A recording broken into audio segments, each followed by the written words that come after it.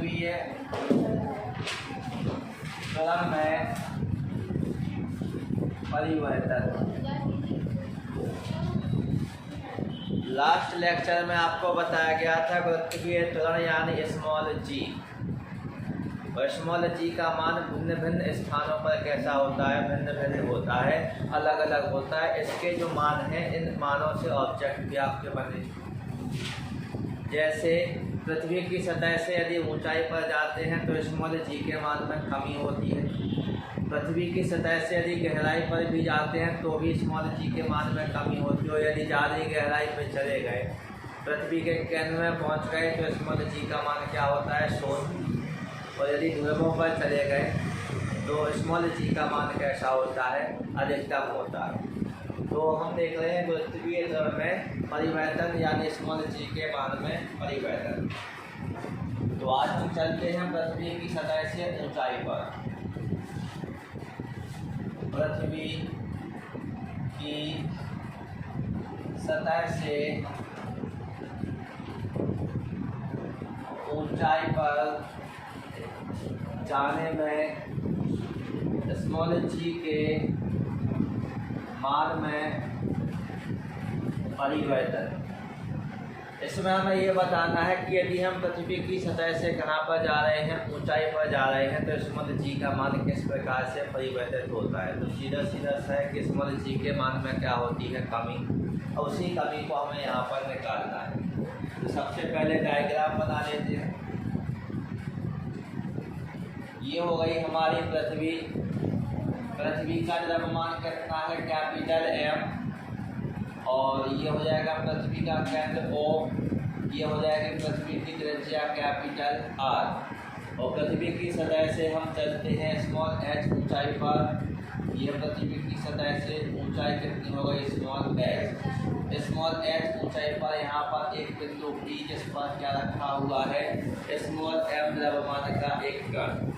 इसको आप नाम दें ना दें कोई दिक्कत नहीं है। आप ये समझ जाए कि स्मॉल h ऊंचाई पर एक बिंदु है जिस पर स्मॉल m द्रव्यमान की क्या रखी हुई है, कोई वस्तु रखी गई। स्मॉल m द्रव्यमान की क्या रखी गई है, कोई वस्तु रखी गई है। तो सबसे पहले आपको इस क्वेश्चन में डायग्राम भी सीखना है। तो याद रहे जितने क्वेश्चनों में डायग्राम आता है पहले आप उस क्वेश्चन के डायग्राम को बनाना सीखेंगे, उसके बाद फिर उस क्वेश्चन की थ्योरी को देखेंगे। वो सीखने का आसान तरीका होता है। जैसे हमने डायग्राम को बनाया, अब डायग्राम की हम क्या लिखेंगे, भाषा। माना पृथ्वी का द्रव्यमान क्या है, कैपिटल M, त्रिज्या कितनी है, कैपिटल R, और केंद्र क्या है पृथ्वी का O। अब पृथ्वी की सतह से मतलब यहाँ से पृथ्वी की सतह से स्मॉल h ऊंचाई पर, क्योंकि हम ऊंचाई पर जा रहे हैं, तो कितने जा रहे हैं, स्मॉल h ऊंचाई पर। तो पृथ्वी की सतह से स्मॉल h ऊंचाई पर एक वस्तु है जिसका द्रव्यमान कितना दिया गया है, स्मॉल m द्रव्यमान दिया गया। जिसका द्रव्यमान कितना रहेगा, स्मॉल m द्रव्यमान रहेगा। तो पहले हम लिखेंगे पृथ्वी का जो द्रव्यमान m है और जो त्रिज्या कैपिटल R है। पृथ्वी के द्रव्यमान कैपिटल M और त्रिज्या कैपिटल R के कारण पृथ्वीय त्वरण स्मॉल g बराबर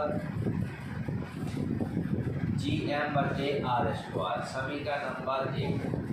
ये आपको याद होगा, कैपिटल G और स्मॉल g में जब संबंध को निकालते हैं तो ये निकलता है। और हमने ये कैसे लगा दिया, यहाँ पर बताया गया कि कैपिटल M द्रव्यमान की पृथ्वी और उसकी त्रिज्या कितनी है, कैपिटल R है, तो उसके कारण पृथ्वीय त्वरण उत्पन्न होगा। कितना होगा, स्मॉल g बराबर कैपिटल G कैपिटल M बटे कैपिटल R²। इसको हम क्या मान लेंगे, समीकरण नंबर 1। अब यदि कोई वस्तु है, यह है पृथ्वी की सतह, और कोई वस्तु है जो पृथ्वी की सतह से कितनी ऊंचाई पर है, स्मॉल h ऊंचाई पर है, तो उस वस्तु की जो दूरी है वो पृथ्वी के केंद्र से उस वस्तु की दूरी कितनी होगी, r+h। नहीं होगी भाई, h ऊंचाई पर तो ये है ही, और पृथ्वी की त्रिज्या कितनी है, r। और केंद्र से जब बात करेंगे तो दोनों दूरियों को हम आपस में क्या कर देंगे, जोड़ देंगे। तो स्मॉल h ऊंचाई पर जो वस्तु स्थित है, इस वस्तु पर हम देख लेते हैं पृथ्वी के केंद्र से इस वस्तु की दूरी कितनी होगी, r प्लस h। तो अब देखेंगे इस वस्तु के द्रव्यमान के कारण गुरुत्वीय त्वरण, तो क्या बनेगा, नया गुरुत्वीय त्वरण होगा तो g डैश से प्रश्न करेंगे और यहाँ पर क्या आएगा, gm का gm ही आएगा, बटे में किसका स्क्वायर रखना है, दूरी का स्क्वायर। अब अपने पास दूरी अभी क्या है, अभी है r प्लस h, इसका क्या हो जाएगा होल स्क्वायर, ये क्या माना जाएगा समीकरण नंबर 2। इसके बाद क्या करेंगे हम, समीकरण 2 में 1 का भाग देने पर लेफ्ट का लेफ्ट में राइट का राइट में, साइड से क्या जाएगा जी डैश अपॉन में क्या हो जाएगा जी बराबर, जी डैश की वैल्यू क्या है जी एम बटे आर प्लस एच का होल स्क्वायर, और ये बटे में किसकी वैल्यू जी की क्या निकली थी, जी एम बटे आर स्क्वायर।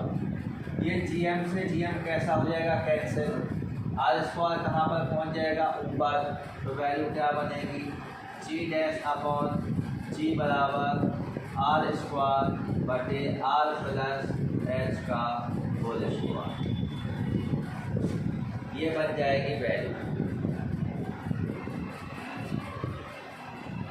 इसके बाद हम क्या करेंगे, जी डैश अपॉन जी बराबर आर स्क्वायर का आर स्क्वायर, आर स्क्वायर का आर स्क्वायर अपॉन इस वाले स्टेप में से हमने आर स्क्वायर को बाहर निकाल दिया, इस वाले स्टेप से हमने आर स्क्वायर को बाहर निकाल लिया, तो देखिए यहाँ पर आर स्क्वायर तो मान ही जाएगा, यहाँ पर तो r है और ये होल स्क्वायर है तो ये तो r स्क्वायर माना जाएगा, तो यहाँ पर क्या बचेगा 1, फिर ये प्लस का चिन्ह और इसके साथ h के साथ r है नहीं, तो फिर क्या बनेगा यहाँ पर h के बटे में क्या लिख देंगे r, और ये क्या हो जाएगा होल स्क्वायर। इस r से इस r को स्क्वायर को आपस में क्या कर देंगे कैंसिल कर देंगे, क्या कर देंगे कैंसिल कर देंगे, ये वैल्यू कहाँ पर चली जाएगी ऊपर, तो ये जो घातें हैं ये कैसी हो जाएंगी ऋणात्मक हो जाएंगी, क्या बचेगा यहाँ पर जी डैश अपॉन जी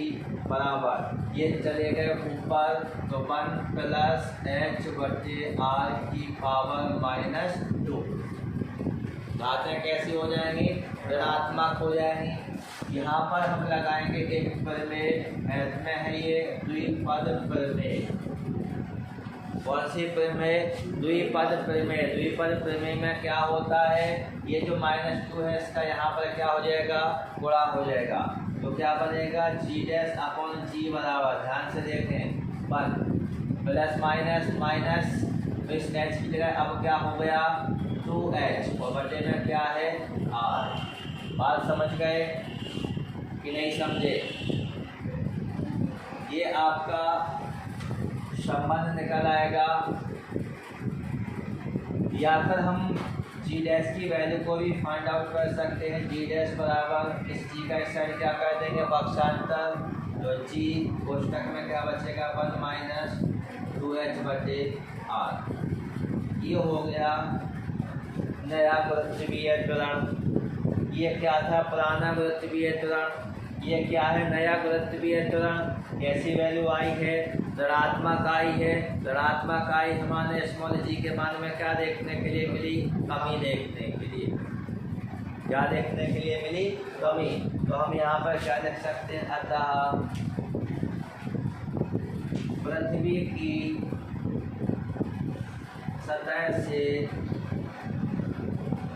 ऊंचाई पर जाने पर क्या होता है स्मॉल जी के मान में क्या होती है कमी होती है, यानी गुरुत्वीय त्वरण के मान में क्या होती है कमी।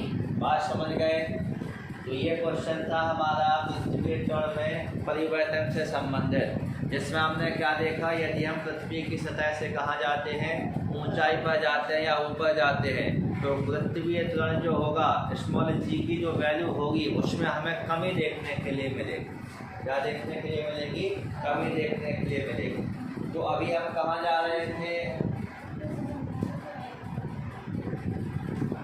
देखिए इसमें आपने देखा डायग्राम को हमने बनाया, डायग्राम में हमने किसको लिया, कैपिटल एम द्रव्यमान की पृथ्वी को लिया, पृथ्वी की त्रिज्या कैपिटल आर ली थी और इसका केंद्र क्या था O, और पृथ्वी की सतह से हम कितनी ऊंचाई पर गए थे, स्मॉल एच ऊंचाई पर। यहाँ पर कोई वस्तु थी, स्मॉल एम द्रव्यमान था उसका। तो भाई दो वस्तुएं हैं, दो वस्तुओं के बीच आपने पिछले वाले लेक्चर के अकॉर्डिंग क्या देखा था, कैपिटल जी और स्मॉल जी का संबंध। तो यहाँ पर उसी को सबसे पहले उपयोग किया गया है। इसने कहा कि कैपिटल एम द्रव्यमान की पृथ्वी और कैपिटल आर त्रिज्या है पृथ्वी की, यानी माना पृथ्वी का द्रव्यमान कैपिटल एम और त्रिज्या कैपिटल आर है। इसके कारण पृथ्वी त्वरण, अभी वस्तु की बात नहीं की, इसके कारण पृथ्वी त्वरण, तो जी बराबर जी एम बटे आर स्क्वायर, इक्वेशन नंबर 1।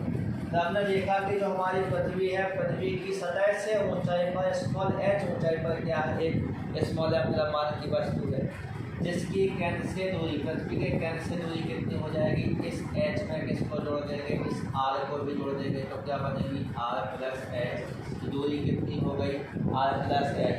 तो इस दूरी के कारण पृथ्वी त्वरण होगा, तो जी डैश बराबर जी एम बटे आर प्लस एच का होल स्क्वायर। समीकरण 2 में 1 का भाग दे दिया, ये दे दिया, तो जी एम से जी एम कैंसिल हो गया, और ये बटे के बटे में होने के कारण आर स्क्वायर ऊपर चला गया, तो वैल्यू प्राप्त हुई हमें जी डैश अपॉन जी बराबर आर स्क्वायर अपॉन में आर प्लस एच का होल स्क्वायर। इसमें से आर स्क्वायर को देखो, इस वाले स्टेप में से आर स्क्वायर को बाहर निकाल लिया, यहाँ से आर तो था, तो यहाँ पर एक बचा, ये प्लस का चिन्ह है, यहाँ पर आर नहीं था तो अपॉन में आर चला जाएगा। कॉमन लेते हैं जिस संख्या के साथ वो वैल्यू ना हो, जो ली जा रही है कॉमन, वो उसके अपॉन में लिख दी जाती है। ठीक है, इतना कॉन्सेप्ट आप याद कर लें। तो बटे में आपने क्या लिख दिया, आर लिख दिया। अब फिर इसको कहाँ पर ले गए, ये आर स्क्वायर से आर स्क्वायर को कैंसिल किया, इसको कहाँ ले गए ऊपर, तो जो पावर थी वो कैसे हो गई, ऋणात्मक हो गई, माइनस में हो गई। यहाँ पर लगाई एक प्रमेय, मैथ में होती है द्विपद प्रमेय। द्विपद प्रमेय में क्या होता है, ये चिन्ह सहित घात का अंतर क्या हो जाता है, गुणा हो जाता है। तो यहाँ पर चिन्ह सहित अंतर गुणा कर देंगे, तो फिर क्या हो जाएगा, -2h हो जाएगा, यही वैल्यू है। और फिर हमें यदि नए पृथ्वी त्वरण की बात करनी है, तो जी का क्या कर देंगे, पक्षांतर कर देंगे, तो जी डैश बराबर स्मॉल जी बन -2h अपॉन आर प्राप्त हो जाएगा। वैल्यू जी डैश की ऋणात्मक प्राप्त हुई है, माना मान कैसा हो गया, घट गया, कम हो गया। तो ये था पृथ्वी की सतह से ऊंचाई पर जाने पर, क्या था ये, पृथ्वी की सतह से ऊंचाई पर जाने पर। और अब हम क्या देखेंगे, पृथ्वी की सतह से गहराई पर जाने पर, या फिर पृथ्वी की सतह से नीचे जाने पर। तो हम ऊंचाई की जगह अब कहाँ पर जाएंगे, गहराई पर। पृथ्वी की सतह से गहराई पर जाने पर स्मॉल जी के मान में क्या देखेंगे, परिवर्तन देखेंगे। थोड़ा अच्छे से देखिए, ये क्या हो गई हमारी पृथ्वी, ये क्या हो गई हमारी पृथ्वी, जिसका तापमान कैपिटल एम है, और त्रिज्या कितनी है इसकी, कैपिटल आर। त्रिज्या क्या है, कैपिटल आर, और इसका केंद्र क्या है, O। अब हम पृथ्वी की सतह, तो ये है, पृथ्वी की सतह से नीचे की ओर जाएंगे, यानी गहराई पर जाएंगे। पृथ्वी की सतह से नीचे जाएंगे, माने कहाँ पर जाएंगे, गहराई पर जाएंगे। और कितनी गहराई पर जा रहे हैं, स्मॉल डी गहराई पर जा रहे हैं। तो फिर यहाँ पर पहुँचे, तो यहाँ पर हम एक नया गोला बना देंगे। अब इसकी त्रिज्या क्या बचेगी, पहले तो कैपिटल आर थी, अब कितने अंदर चलेगा, स्मॉल डी, तो अब कितनी बची, आर माइनस डी। आर में से डी को क्या किया जाएगा, हटा दिया जाएगा, ये डायग्राम हो जाएगा। अब हमें क्या देखना है, भाषा। भाषा कैसे देखेंगे, वही भाई पहले वाली बात करेंगे पृथ्वी की।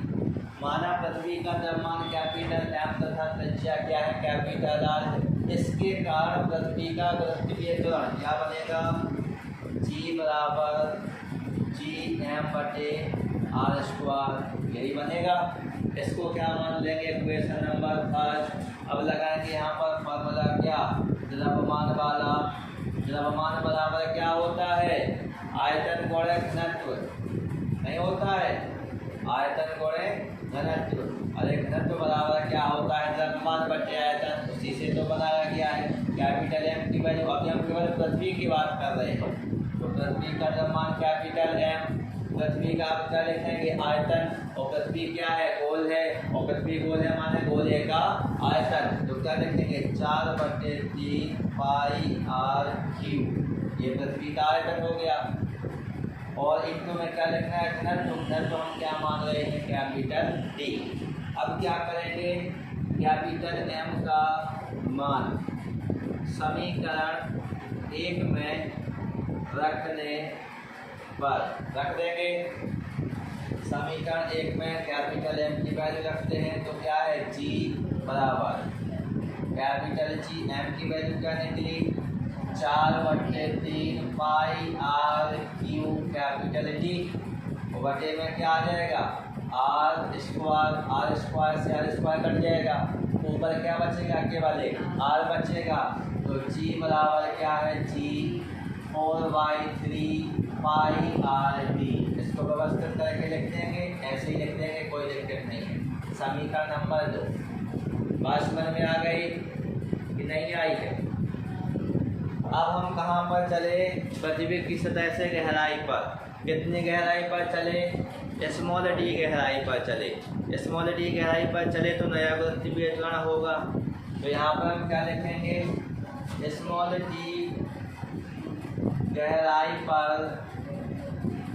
नया पृथ्वी अवतरण क्या बनेगा जी डैश बराबर जी एम बटे दूरी का स्क्वायर। अब दूरी कितनी बची है आर माइनस डी, तो आर माइनस डी का होल स्क्वायर, इसको डाल दीजिए समीकरण नंबर डी।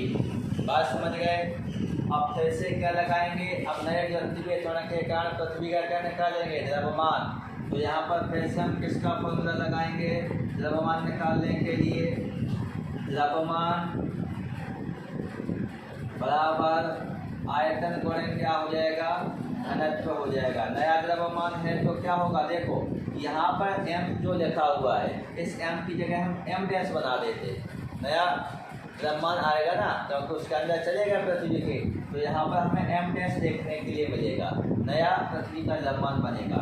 तो m डैश की हम क्या निकाल लेते हैं पहले m डैश बराबर आयतन तो वही रहेगा क्या 4/3 पाई आर यानी दूरी, अब दूरी क्या है आर माइनस डी, दूरी का क्या क्यू, तो क्या लिखेंगे पावर 3 और घनत्व तो पृथ्वी का वही रहेगा।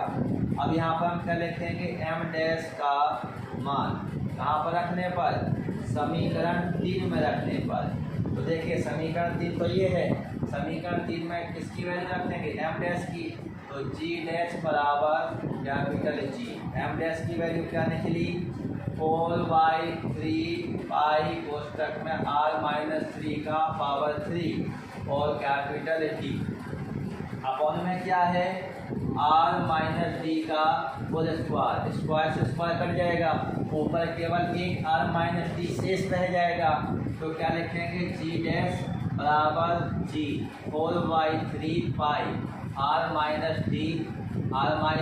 डी और इंटू कैपिटल डी। ये हो गया समीकरण नंबर 4। इतनी बात समझ में आई। अब क्या कर देंगे समीकरण नंबर 4 में समीकरण नंबर 2 का भाग देंगे, भाग देने पर तो समीकरण 4 यानी क्या है जी डैश समीकरण 2 देखो 4 क्या है जी डैश समीकरण 2 क्या था जी 4 जी डैश समीकरण 2 क्या था जी, पहले 4 की वैल्यू देखो g 4/3 pi R minus D capital D बटे में किसकी वैल्यू समीकरण 2 की वैल्यू क्या हो जाएगा जी 4/3 पाई क्या बचेगा आर और इंटू डी, कैपिटल जी से जी 4/3 से 4/3 पाई से पाई कैपिटल जी से कैपिटल डी कैंसिल हो जाएगा, जी डैश अपॉन जी बराबर क्या बचेगा आर माइनस डी अपॉन क्या बचेगा आर बचेगा। इतनी बात समझ में आई, इतनी बात समझ में आई कि अभी नहीं आई। अब क्या करेंगे इसको व्यवस्थित करके लिखेंगे, इस जगह का भी उपयोग कर लेंगे, तो जी डैश अपॉन जी बराबर इसको अलग करके लिखते हैं, एलसीएम लेने के पहले का स्टेप जो होता है तो आर बटे आर और ये माइनस का चिन्ह d/r।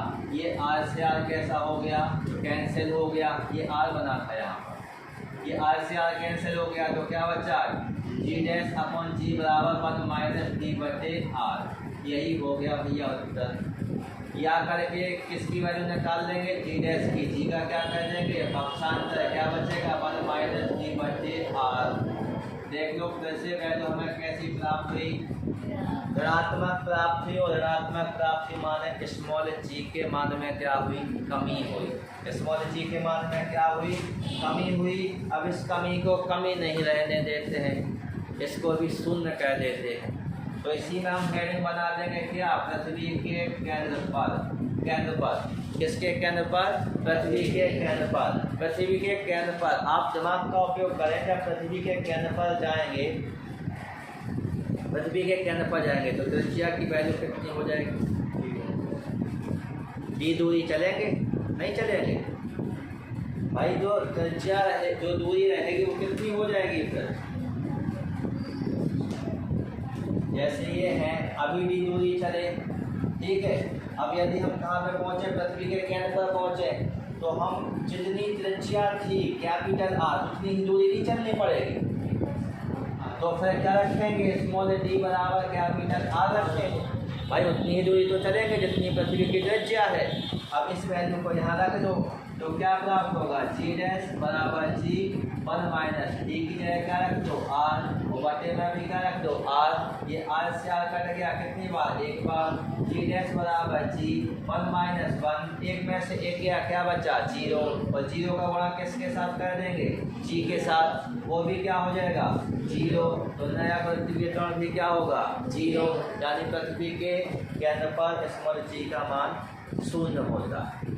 हमने 3 कंडीशनों को फाइंड आउट किया, पृथ्वी की सतह से ऊंचाई पर जाने पर, पृथ्वी की सतह से गहराई पर जाने पर, और ज़्यादा गहराई में चले गए d बराबर r हो गया। माने जितनी पृथ्वी की त्रिज्या थी उतनी गहराई पर चले गए, तो फिर पृथ्वी के केंद्र पर जो पृथ्वी की जो वैल्यू रहेगी वो शून्य हो जाएगी।